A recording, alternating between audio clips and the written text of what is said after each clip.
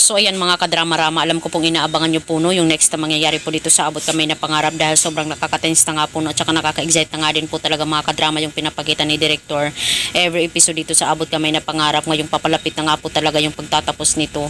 Hindi ko alam po ngayong araw ba magtatapos or ngayong buwan magtatapos po yung Abot Kamay na Pangarap, kaya hintayin na lang po talaga natin mga kadrama dahil alam ko na sabik na din talaga kayo sa pagtatapos ng Abot Kamay na Pangarap.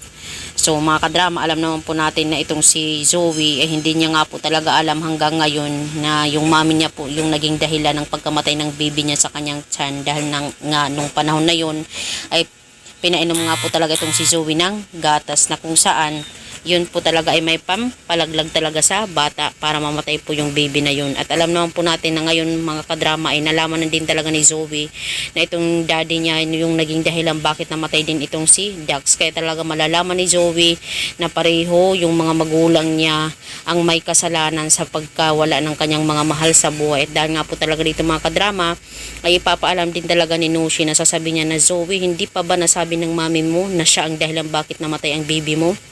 At dahil nga po talaga dito mga kadrama ay talagang malulula nga po talaga itong si Zoe sa kanyang mga malalaman, dahil hindi niya po lubos akalain na pati mga magulang niya na minahal niya ay siya rin talaga yung papatay sa mga taong mahal niya, diba? Sobrang napakasakit po talaga ito mga kadrama para kay Zoe na malaman niya talaga yung katotohanan na pati yung anak niya ay magulang niya yung pumatay at saka sa kanyang boyfriend. Napakasakit po yun talaga mga kadrama ng sobra-sobra, diba? So dahil nga po talaga dito ay talagang magugulat at saka galit talaga po yung mararamdaman ni Zoe dahil nga po sa ginawa talaga ng kanyang mga magulang, siguro dahil nga po talaga dito siya na mismo talaga yung magre-report sa mga pulis, sa kanila sa mga pulis, no?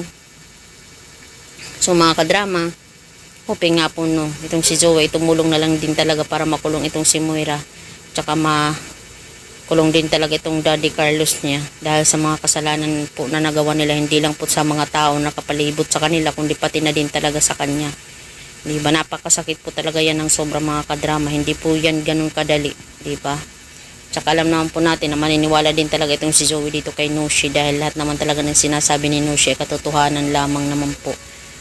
So ayan mga kadrama, abang-abang lang po tayo sa next na mangyayari po dito sa Abot Kamay na Pangarap dahil nalalapit na po talaga mga kadrama. Abang-abang lang po tayo, wag lang po tayong magbabagot sa panunood. Kaya natin ito mga kadrama, diba?